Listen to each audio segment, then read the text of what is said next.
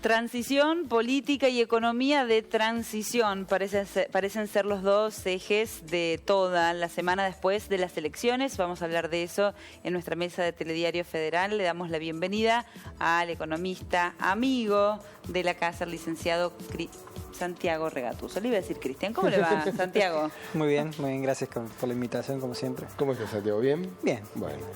¿Qué días que se vienen, ¿no?, para la economía argentina? ¿Qué hay que hacer en esta transición? ¿Se pueden tomar algunas medidas importantes, digo? Y eso dependerá, bueno, de cómo quiere hacer la transición. Yo lo que creo que están apuntando ya con el presidente electo es que sea lo más ordenado posible y que las variables económicas se mantengan estables. Bueno, para esto hemos visto que la primera medida que fue casi terminada las elecciones fue el tema del endurecimiento del cepo. Esto lo que hizo fue calmar un poco, o al menos estabilizar el dólar, amesetarlo. Hemos tenido jornadas en las que no ha habido muchas operaciones en el mercado cambiario y el dólar ha bajado de los 65 a los 63.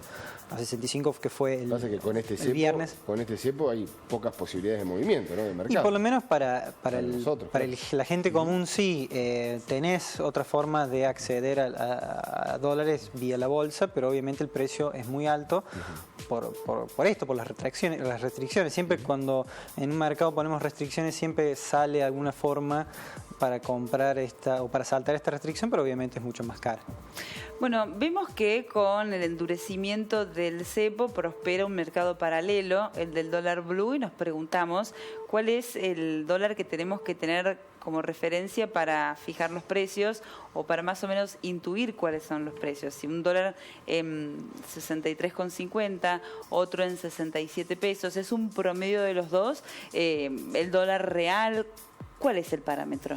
Y sí, o sea, se estima. O sea, cuando vos tenés varios tipos de cambio, lo que se hace es hacer una estimación, un promedio. Pero también hay que ver el tema del dólar futuro y cómo va a ser el 10 de diciembre, cuál va a ser la primera decisión de política económica que va a tener el gobierno, lo cual todavía no se sabe, y eso es negativo de cierta forma porque como que alimenta aún más esa suerte de no saber qué va a suceder. La incertidumbre. Claro, porque obviamente todos están esperando, ya sea inversores internos, externos, organismos con los cuales tenemos deuda, están viendo a ver, bueno, cuál es el equipo económico de Fernández, qué es lo que va a hacer. Y entonces yo creo que eso tendrían que definir, o se tendría que ir definiendo por lo menos en noviembre, a más tardar, para traer más certidumbre y más tranquilidad sobre todo. Da la impresión de que, bueno, el gobierno de Fernández va a sostener este cepo y que la decisión del gobierno de Macri fue un centro, por decirlo de alguna manera. Le hizo el trabajo sucio a Alberto porque sabemos que tiene un costo político, una mano que le ha dado o un anticipo de lo que se vendrá, ¿no? Porque uno intuye que Alberto lo va a sostener al cepo. Sí, yo creo que sí. ¿A estos niveles? Yo creo que sí, pues no creo que lo vaya a alivianar ni tampoco endurecer porque ya sería muy restrictivo, claro.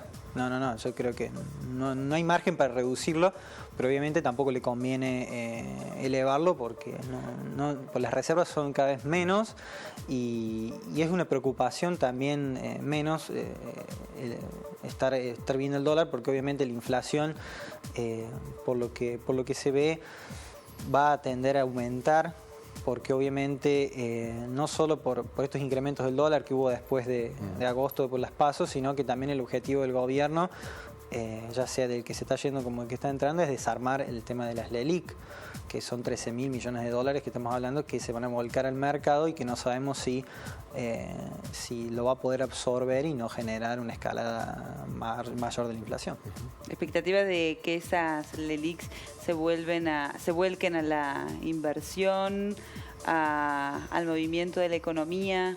Y yo creo que a corto plazo va a ir a consumo, o por lo menos creo que el objetivo del gobierno es que vaya al consumo. Por eso yo creo que noviembre va a ser mes de definiciones en cuanto, sobre todo políticas, creo yo, y económicas. Yo creo que nunca pasan a segundo plano, pero creo que también va a haber, sobre todo con esto el de las LELIQ, pues ya se estuvo hablando y es lo que habría generado la primera rispidez en cuanto a la transición y las diferencias que tenían los dos equipos económicos. Y diciembre para mí va a ser un mes de consumo, bueno, están todas las fiestas, eso para mí va a intentar foguear el nuevo gobierno apenas asuma todo eso, el tema de tratar de buscarlo por el lado del crédito para bajar esas tasas, porque una vez bajas las tasas del LELIQ, para mí lo que va a foguear ahí va a ser eso. Se anticipa una baja de las tasas, ¿no? Exacto, porque vos cuando desarmás la LELIQ no tiene razón de ser que la tasa sea tan alta, pero obviamente se está viendo de que sea igual o menor a la tasa de inflación. Entonces por eso va a ser más conveniente o es más conveniente el consumo que el ahorro en ese caso. Claro, porque tampoco se puede refugiar en el dólar, digamos. O sea, no tiene cómo. Exacto. Y bueno, después de diciembre va a ser obviamente clave la actualización de muchas tarifas. ¿Se puede ver el congelamiento de tarifas? Y pasa que yo creo que de ocurrir eso va a ocurrir después del verano. Porque obviamente ahora... es una de las medidas que más o menos se deja entrever por parte del equipo económico de Alberto. Sí, por lo menos la ideología de ellos es controlar la inflación, o por lo menos lo que ha hecho históricamente es usar acuerdos de precios. Y es lo que está pidiendo la industria también, congelamiento de tarifas, porque se dificulta seguir produciendo, es uno de los componentes de los costos que más pesan. Sí, sobre todo el de la energía. El tema es, yo creo que el verano lo que solía pasar antes era por el atraso del precio de las tarifas, no se invertía, había cortes. Yo creo que este año no va a pasar y creo que por eso lo mismo lo van a llegar a postergar un poco. Me puedo equivocar obviamente, pero sí, yo creo que va a apelar a eso al menos para movilizar el consumo y el motor productivo. Ponerle plata a la gente, en el bolsillo a la gente. ¿Cómo se hace? Y hay muchas vías, llámese aumento de las asignaciones familiares, sería una forma. ¿Y de dónde sale eso? Ese es el tema. Por eso mismo digo que la inflación también va a sufrir porque hoy el gobierno no tiene forma de... ¿Está emitiendo el gobierno hoy? Sí, está emitiendo para hacer frente a obligaciones del Tesoro y obviamente de deuda.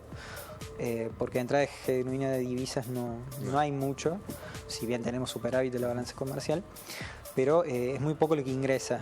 Y obviamente también tenemos la restricción del FMI, que para que esté el desembolso haya un cierto comportamiento fiscal, que el año que viene yo creo que se va a alivianar o va a haber algún tipo de reestructuración que permita aumentar el gasto público, porque obviamente no puede ser todo emisión, porque estamos hablando que deberían emitir un 25% más de lo que está emitiendo ahora para hacerse cargo de estas obligaciones. O sea, eso de base.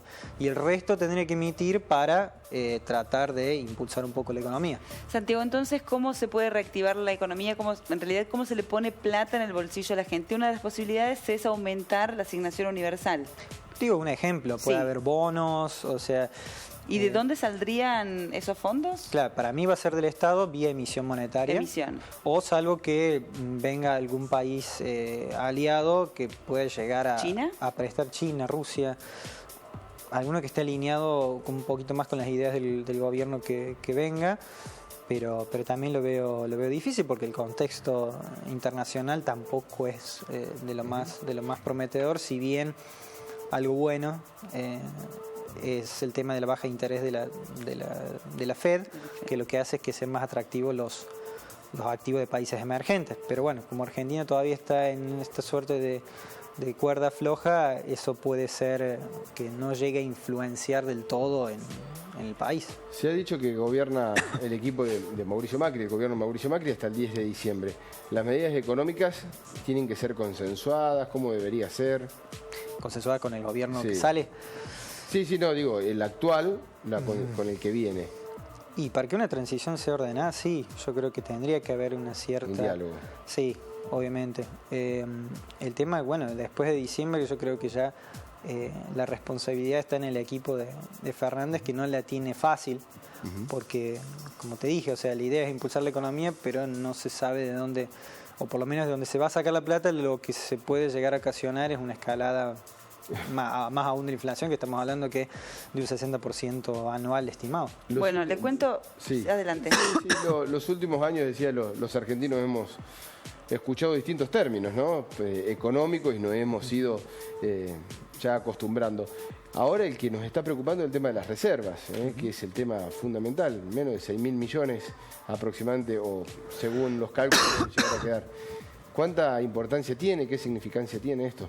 Bueno, las reservas hoy en día se están utilizando para mantener el valor del dólar mediante la venta en el mercado, o sea, en el día a día y mediante los futuros, y se usa para pagar deuda.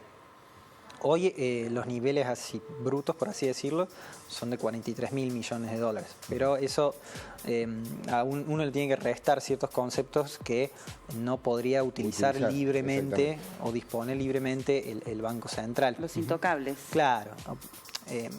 Uno es como una suerte de reserva que la toca en casos extremos, por ejemplo una corrida bancaria, pero estoy hablando en serio, no como las que hubo, o sea, que fueron grandes, pero ya estamos hablando, se podría hacer un paralelo con 2001.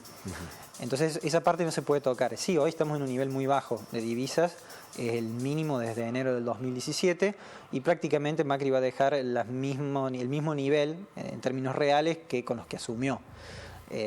O sea que por ese lado también la tiene difícil, y es todo lo que indica que se va a tener que pagar deudas vía emisión o financiamiento de algún otro organismo del Estado, ya sea el Banco Nación, el ANSES. Bueno. Confirmar que el Banco Central dispuso una fuerte baja de la tasa del ELIC al 63%, estaba a 68% anual. Es una información que acaba de publicar Infobae, lo que estábamos charlando. Claro. Bueno, en esta mesa. Sí, eso yo creo que ha sido una decisión unilateral, porque según lo que yo había leído, el gobierno entrante, el equipo económico del gobierno entrante era algo que por ahora no quería, o quería hacerlo después. Pero bueno, yo creo que es algo positivo siempre y cuando se haga de forma gradual y se sepa cómo hacer para absorber toda esa cantidad de pesos que circulan en el mercado. Muchísimas gracias, Santiago, muy amable. Gracias a ustedes. Santiago, un abrazo. Muchas gracias.